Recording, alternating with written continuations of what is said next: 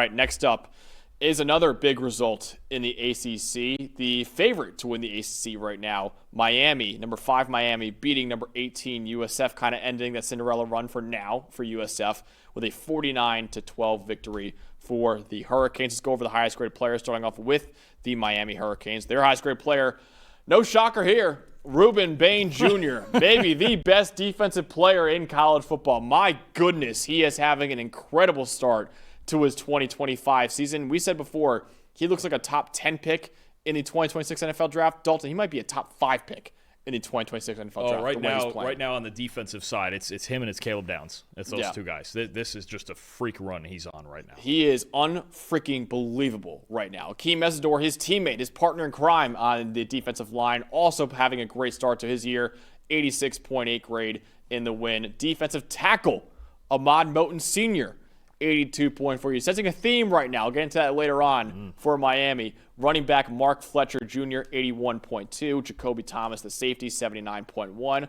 And Carson Beck with a 75.8 grade. A guy who's all of a sudden reemerging in Heisman conversations. Dawn, you might have been a year early on your Heisman pick for Carson Beck because you picked him last year. I know I did. I know. I just needed him to take it down to. We're never wrong here. Just early here at PFF. Take it down to 305 and just get it going. Carson Beck in Miami, man. We're never wrong at PFF. Just early. Maybe Shannon Dawson right when he said we might have another number 1 overall pick? Damn.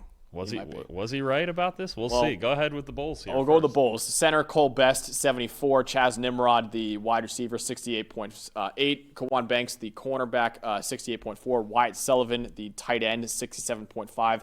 Defensive tackle Trayvon Mitchell, 67.2. And Byron Brown, the quarterback, with a 59 grade in the loss for South Florida. Dalton, for you, what told the story in this Miami blowout victory? All right, part of it's Miami's offensive line, part of it's Carson Beck, one way or the other. Carson Beck, and we talked about this, if you don't get pressure on Carson Beck, he's going to beat you. That's how this works. He's got that Jared Goff thing where when he's in a clean pocket consistently, he's really, really good. Only pressured on 5 dropbacks in this game. Max, through 3 games, he's only been pressured 12 times. That's crazy. In 3 games. I mean, if you're going to do that, and that feels like 2023 at Georgia when they had all those NFL players on the offensive line and he was just free to stand back there. I mean, in a clean pocket in this game, 84.9 passing grade, 21 of 24, 316, 3 touchdowns, 2 big-time throws. That's just the theme here. If you can't get to Carson Beck, he's going to kill you. And we questioned this receiving core a little bit coming in. They've looked good. Malachi Toney, C.J. Daniels, these guys. Carson Beck is the field general. And behind this offensive line right now in USF, we talked about the lack of pass rush. Just a different type of quarterback that you get. Certainly more talented than Maddox Madsen at Boise.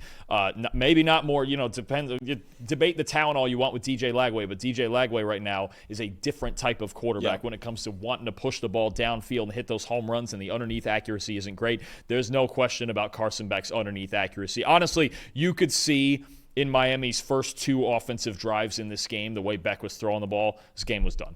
It was just over. They weren't going to get to Carson Beck. Carson Beck was going to tear him to shreds because he's one of the, 5 best quarterbacks. You had him as number 3 coming into the year. Maybe a top 3 quarterback in college football right now. You could feel it. And I think USF, look, there's no shame in this. And I think even in defeat, man, Alex Golesh says all the right things. I'm paraphrasing a little bit, but he basically said, look, we can look at this 2 ways. A, they're better than us.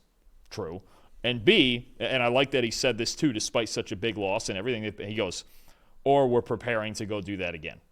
Which is the exact right mindset to have, because USF through the first 3 games, mission accomplished, man. You beat Boise, you beat Florida. Oh, definitely. You come out here, a better team whoops you, and a top 5 team in the country This is a different, and especially knowing now what we know about Florida.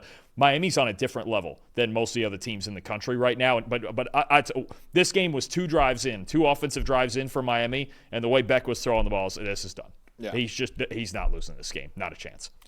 Also, could we just say right now, I know the AP might not do it. USF should still be ranked. Absolutely. Please. I don't care if they're 25, fine. They should still be in there. And they will be in the top 25 for PFF when we get into that at the end of the show here, but they should still be ranked. I know they're 18 right now in the AP poll, which is way too low, first off. Still rank them, please. I mean, they beat Boise State, they beat Florida, which I know Florida doesn't look great right now, but still. I mean, this is still one of the 20 best resumes, I would argue, in college football, still, after this loss to Miami. But anyways, Miami, just nearly flawless football, man. My stat total story here is Miami 80-plus grades both on offense and defense in this win for the Hurricanes. Only 2 games last year where they're 80-plus in both. It was the Florida A&M game and the Ball State game.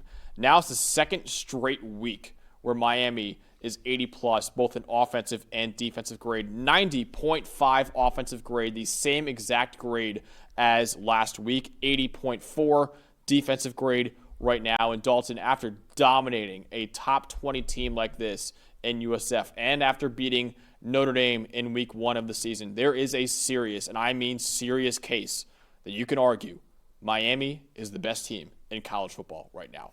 There's a serious case. We'll get to the top 25 later on in the show, but man, oh man, this Hurricane team looks like it could be the best one they've had in a very, very long time. This is a serious, serious national title contender this year. Yes, and right now the best team in the ACC. Now, there's a lot of competition there, right? You talk about, again, Georgia Tech and what they're doing. Florida State, we're going to see if that continues, but offensively they look great. Louisville looks really good so far. The ACC is wide open, but you do feel like Miami. And you know what's funny, and we saw this a bit last year, but the secondary wasn't good enough to prove it. The secondary's better, but boy, this defensive line. You can go into the numbers. Ruben Bain and Akeem Mesidor in this defensive line, they are just taking games over. They're taking games over against good football teams. I don't think that's going to stop. The run that Ruben Bain is on right now, they are controlling games, O-line and D-line, in the trenches, and they are going to be extremely hard. I'll tell you what, even Clemson, D-line maybe, yeah, but offensive line, if they played Clemson head-to-head right now, no, Miami's winning that game because Ruben Bain's going to go crazy on their offensive line too. I will say they're in the ACC, maybe in the country. They're probably top 5 in the country. In the ACC, they're clearly the best team in the trenches. I don't think it's close when you talk about having both sides of it. I might argue they're the best in the country right now. And again, never wrong. Just early here at PFF last year, remember when we were previewing Miami, we were like, dude, the best part of their team is the defensive line. And they were very good last year, but the secondary kind of let down the defense. Right, the D-line was spectacular. They were. Yeah. It's just the back 7 couldn't cover anybody. Now the defensive line is even better this year. Most impressive is easily defensive line. I'll say right now, it's the best defensive line in college football. It is what it is right now for Miami. 91.2 grade as a unit so far this year. That's 4th in the country. But remember, they played USF and they played Notre Dame too. So some of the schools that are above them in that ranking didn't really have the toughest competition to start. Miami has, and they still played an elite level on the defensive line. 3 players graded above an 80 in this game. Ruben Bain Jr., Akeem Mesidor, Mod Moten Sr.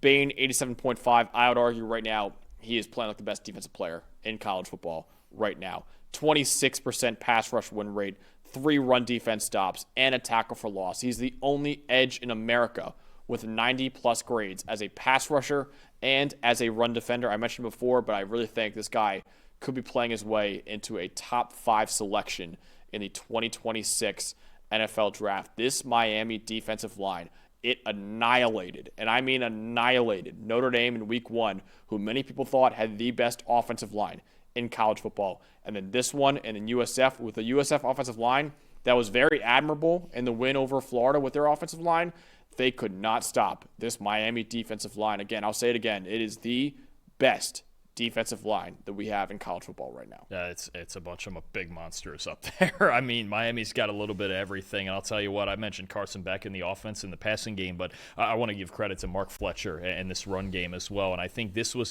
game, you know what this was for Mark Fletcher? It was let's go back to last year, a very Damian Martinez-like performance, right? He doesn't always get a boatload of carries because this team wants to throw the football, but 16 carries, 7.5 yards a carry, 2 touchdowns, 7 missed tackles, 4 explosive runs, also a couple of catches out of the backfield. If Mark Fletcher is going to give them now this type of balance in the run game, the same way that Damian Martinez did for this team last year, dangerous football team that's extremely hard to beat. All of a sudden, it's rounding into form. They had to scratch and claw their way through the Notre Dame game. They found a way to do it in week 1. They got an easier win last week. This week, they took care of USF. This Miami team, right now, they look like they got it all. They got everything. They can run it. They can throw it. They got the D-line. The secondary looks better, right? We're going to see them tested a little more throughout the season. But O-line's dominating, The O-line is dominating. They're dominating the trenches. Miami's an elite football team. And as wide open as this national title race is right now, they got to believe they're in it. Oh, absolutely. They're absolutely in it right now. So really impressive performance from Miami in this game. You mentioned Mark Fletcher Jr. as the most impressive Dolan. So just an incredible performance by Miami and 49-12 victory. And there is a serious case for Miami to be the number 1 team in college football going into week 4.